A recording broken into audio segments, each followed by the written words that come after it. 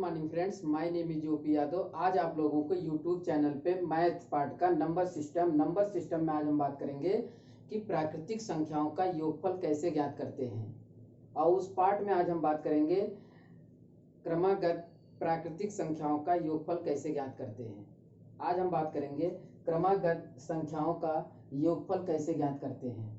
तो बात करते हैं प्राकृतिक संख्याओं का योगफल ज्ञात करना। प्राकृतिक संख्याएं जो होती हैं, मैथ पार्ट में जो आपका चल रहा है चैप्टर, ये चल रहा है नंबर सिस्टम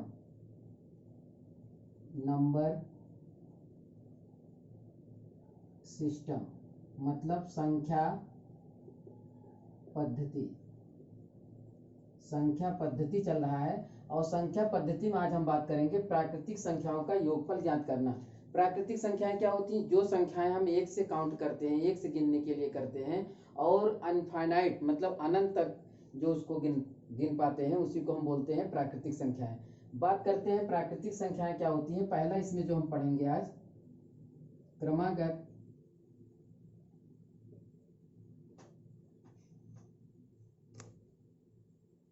प्राकृतिक संख्याओं का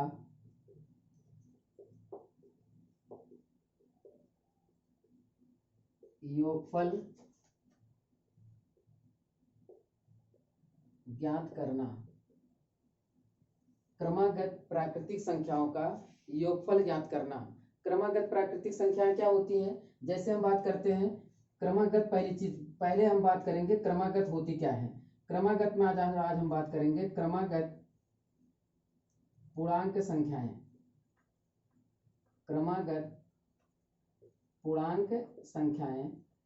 पूर्णांक संख्याएं में आज हम बात करेंगे कि क्रमागत पूर्णांक संख्याएं किसे कहते हैं। जो संख्याएं हम क्रम से आती हैं उसे हम क्रमागत पूर्णांक संख्याएं कहते हैं। जैसे आपकी हम बात कर लें, एग्जाम्पल ले लें, जैसे मान लीजिए 1 2 3 डॉट डॉट डॉट, ये कहाँ तक? अनंत तक। ये क्रमागत पूर्णांक संख्याएं होती हैं। और इसमें जो अंतर होता है वो सदैव 1 का अंतर होता है।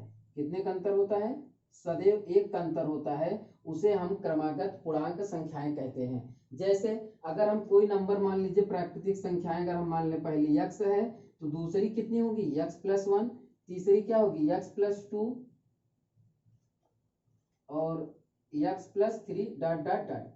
तो क्रमागत पूर्णांक संख्याएं जो होती हैं वो क्रम से आती हैं और उसमें सदैव अंतर कितने का होता है भाई? 1 का होता है। उसे क्रमागत पूर्णांक संख्याएं बोलते हैं। अगर मान लीजिए कोई पहली क्रमागत पूर्णांक संख्या हमने x माना है तो दूसरी क्या होगी? x+1, तीसरी क्या होगी? x+4 और चौथी क्या होगी? x+3 dot dot dot infinite तक। इसे हम बोलते हैं क्रमागत पूर्णांक संख्याएं। क्रमागत पूर्णांक संख्याएं जो होती हैं दो टाइप से होती हैं। पहली होती है सम क्रमागत पूर्णांक संख्याएं और दूसरी होती है विषम क्रमागत पूर्णांक संख्याएं।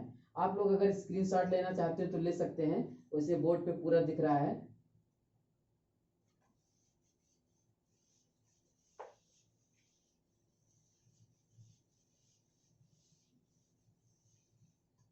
क्रमागत पूर्णांक संख्याएं जो होती हैं, पहली जो हमारी होती है सम क्रमागत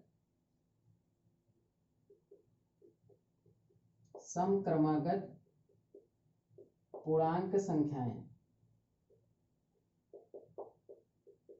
सम क्रमागत पूर्णांक संख्याएं जो होती हैं, मान लीजिए इसका एग्जांपल लेती हैं, जो जैसे 2 4 6, देखिए ये सम है और इसमें सदैव कितने का अंतर होना चाहिए? 2 का होना चाहिए। उसे बोलते हैं सम क्रमागत पूर्णांक संख्याएं। जो क्रम से आए संख्याएं और क्या होनी चाहिए? सम होनी चाहिए।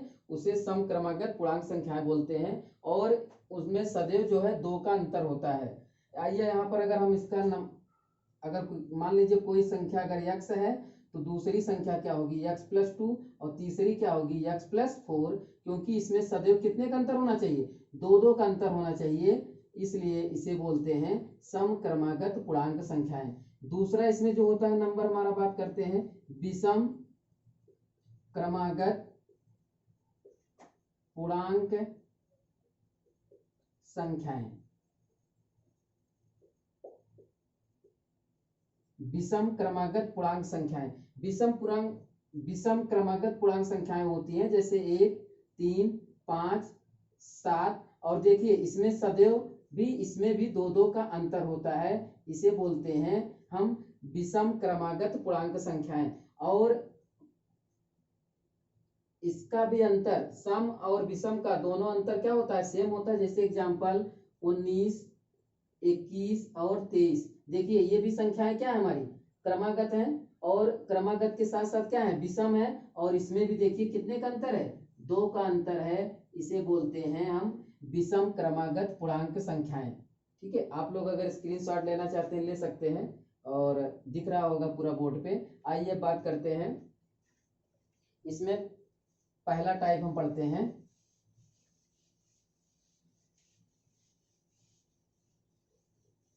टाइप फर्स्ट में क्रमागत पूर्णांक संख्याएं, क्रमागत पूर्णांक संख्याएं, पूर्णांक संख्याओं का योगफल ज्ञात करना।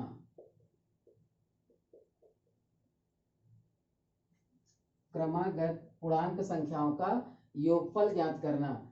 जैसे अगर हम आपको एक एग्जांपल के तौर बताते हैं, 1 2 3 डॉट डॉट, अगर ये 60 तक है, का योगफल ज्ञात कीजिए, का योगफल ज्ञात कीजिए। अगर हम इसका योगफल ज्ञात करेंगे तो आइए आपको एक फार्मूले बताते हैं, एक सूत्र के द्वारा इसको हम कैसे सॉल्व करेंगे तो जल्दी से हो जाएगा। यहाँ पर n बराबर अंतिम संख्या माइनस प्रथम संख्या बटे सर्वांतर प्लस 1। इसके बाद यहां से हम जब योग बराबर निकालेंगे तो अंतिम संख्या प्लस प्रथम संख्या बटे 2, जो n का मान निकलेगा यहाँ पर मल्टीप्लाई कर देना है, स्मॉल n है ये n। इसी दो फार्मूले पे हम किसी का भी निकाल सकते हैं, चाहे अंतर जितना भी रहे और अंतर समान होना चाहिए क्रमागत में, चाहे सम हो चाहे विषम हो। अभी हम बात करते हैं क्रमागत पे बात करते हैं। तो देखिए यहाँ पर क्या है, 1 2 3 ऐसे ऐसे अगर आप कह दिया कि 60 का योगफल ज्ञात कीजिए, तो यहाँ पर देखिए प्रथम अंतिम पद क्या है भाई, 60 है, अंतिम पद हम रख दिए 60 माइनस प्रथम पद कितना है हमारा, प्रथम पद कितना है 1 है, तो यहाँ पर हम रख दिए -1 बटे सर्वांतर, मतलब होता है जो सब में अंतर होता है। यहाँ पर कितने का अंतर है, 1 1 का अंतर है, सब में जो अंतर है इसमें 1 1 का अंतर है, इसे बोलते हैं सर्वांतर। सर्व मतलब समान, जिसमें क्या हो अंतर हो उसे बोलते हैं सर्वांतर। तो यहाँ पर रख दिए सर्वांतर 1 और प्लस 1।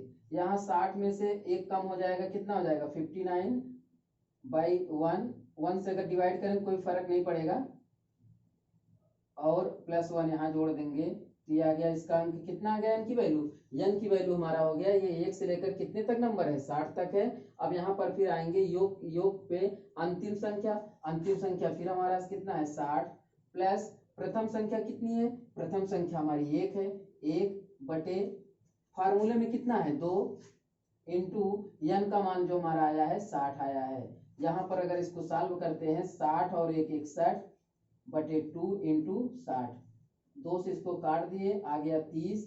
अब यहाँ से हम इसका मल्टीप्लाई करेंगे, 3 का इसमें करेंगे, 3 एकम 3, 3 6 18 और एक 0 लगा दिए, ये हमारा हो गया आंसर।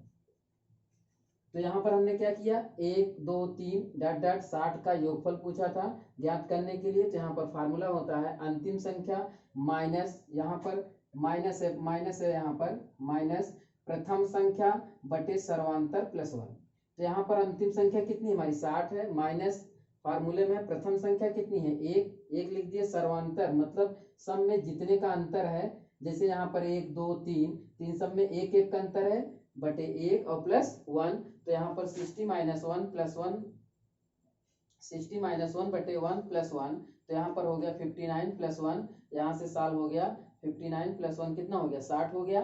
तो इसके बाद ये तो हो गया n का नंबर। अब बात करते हैं योग। योग क्या है? अंतिम संख्या प्लस प्रथम संख्या बटे 2 इंटू n। तो अंतिम संख्या हमारी 60 है, प्रथम संख्या कितनी है? 1 है, और प्लस बटे कितना है फार्मूले में? 2 इंटू n का मान 60 है। यहाँ से 60 प्लस 1 61 बटे 2 इंटू इसको 2 से काट दिया, इसका मल्टीप्लाई किया, 3 का 9 3 3 6 18, ये हमारा हो गया आंसर। अब बात करते हैं, मान लीजिए अगर अंतर जैसे यहाँ पर 1 1 का है, अगर मान लीजिए सम संख्या आ जाए तब भी हम इसको कर सकते हैं, कोई दिक्कत नहीं है इसी फार्मूले पे, ठीक है। जैसे अगर मान लीजिए हम एग्जांपल आपको ले लें, यहाँ से बोल दिए 2 4 6 डॉट डॉट डॉट, मान लीजिए 80 का योगफल ज्ञात कीजिए, योगफल ज्ञात कीजिए। तो यहाँ पर देखिए फार्मूला हमारा वहीं पर है, पुराना वाला ही है। यहाँ पर देखिए अंतिम संख्या कितनी है? अंतिम संख्या हमारी 80 है, 80 माइनस प्रथम संख्या कितनी है? 2 है, 2 रख लिए, माइनस 2 बटे सर्वांतर। अब देखिए सर्वांतर इस सब में कितने कितने का अंतर है? 2 का अंतर है, क्योंकि 2 है, 2 के बाद 4 है, 4 के बाद क्या है? 6 है, इसलिए सर्वांतर हमारा हो गया 2 और प्लस 1। यहाँ पर 80 माइनस 2 हमारा हो गया 78/2 प्लस 1। इसका अगर हम आधा करते हैं तो 2 तिहाई 6 बचा 1, फिर 18, 2 9 18 प्लस 1, ये हो गया हमारा कितना? 40 हो गया। 2 तिहाई 6, 1 बचा 18, यहाँ पर 8 आया, 2 9 18 प्लस 1 और 39 प्लस 1 कितना हो गया? 40 हो गया। इसके बाद बात करते हैं, अब ये तो n का नंबर आ गया। अब बात करते हैं योग। योग मतलब अंतिम संख्या। अंतिम संख्या हमारा कितना था? 80 प्लस प्रथम संख्या कितनी थी हमारी? 2, 2 रख दिए, और फार्मूले में कितना है? 2 इंटू n का मान हमारा आ गया 40।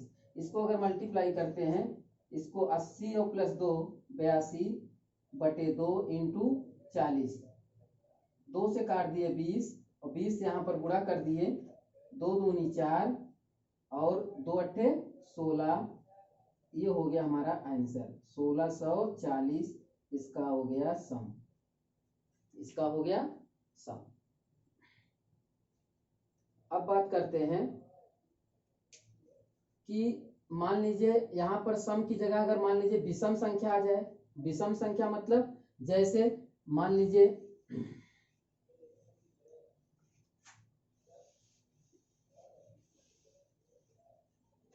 विषम संख्या, मान लीजिए 1 3 5 7 डॉट डॉट, मान लीजिए 69।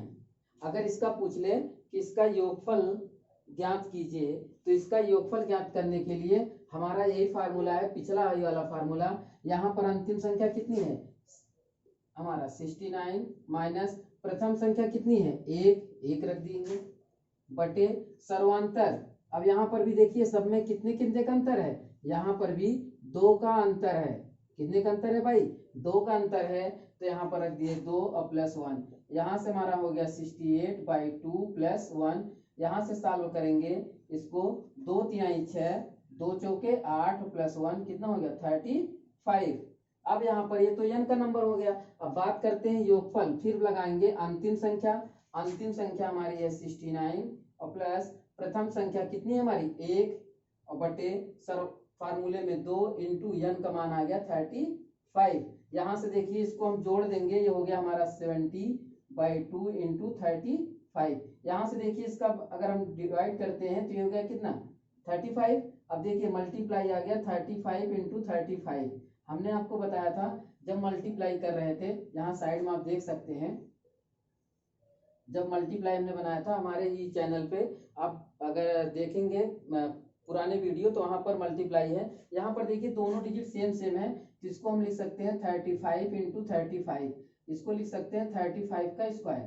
तो देखिए यहाँ पर अगर इकाई के स्थान पर यदि अंक क्या हो? 5 हो, तो उसको सॉल्व करने के लिए हम यहाँ से क्या करेंगे? 5 × 5 = 25, पूरा पूरा जो दहाई का अंक है उसमें एक अधिक नंबर से मल्टीप्लाई करेंगे। अधिक नंबर मतलब यहाँ पर 3 है, तो इससे हम 4 से मल्टीप्लाई करेंगे, 4 तिहाई 12। ये हमारा हो गया आंसर 1225।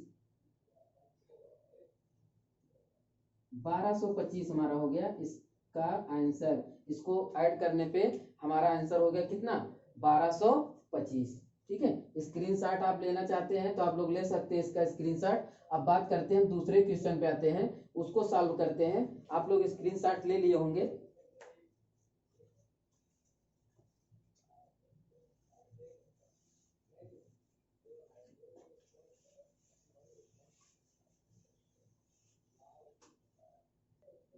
हेलो फ्रेंड्स, ये जो टॉपिक चल रहा है इसका जो आगे का जो पार्ट है, नेक्स्ट इसमें 2 टाइप का बचा है। हम नेक्स्ट वीडियो में मिलते हैं, वहां पर आपको इसके बारे में हम नेक्स्ट वीडियो में पूरा इसका सॉल्व आपको बताएंगे। चैनल को सब्सक्राइब